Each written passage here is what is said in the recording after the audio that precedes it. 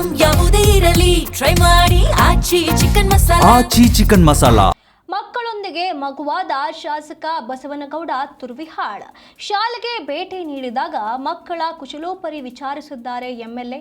ಆಟ ಪಾಠದ ಜೊತೆಗೆ ಶಾಲೆಯ ಸೌಲಭ್ಯಗಳ ಬಗ್ಗೆಯೂ ಕೂಡ ವಿಚಾರಣೆಯನ್ನ ನಡೆಸಿದ್ದಾರೆ.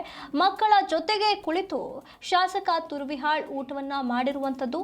ಪಕ್ಕದಲ್ಲಿ ಮಕ್ಕಳನ್ನ ಕೂರಿಸಿಕೊಂಡು ಶಾಸಕ ಊಟ ಮಾಡಿದ್ದಾರೆ. ಮಸ್ಕಿ ತಾಲೂಕಿನ ಮೇದಕಿನಾಳ ಗ್ರಾಮದ ಸರ್ಕಾರಿ ಶಾಲೆಗೆ ಭೇಟಿ ನೀಡಿ ಮಕ್ಕಳ ಜೊತೆಗೆ ಮಕ್ಕಳಂತೆ ಕುಳಿತು ಊಟವನ್ನ ಮಾಡಿದ್ದಾರೆ.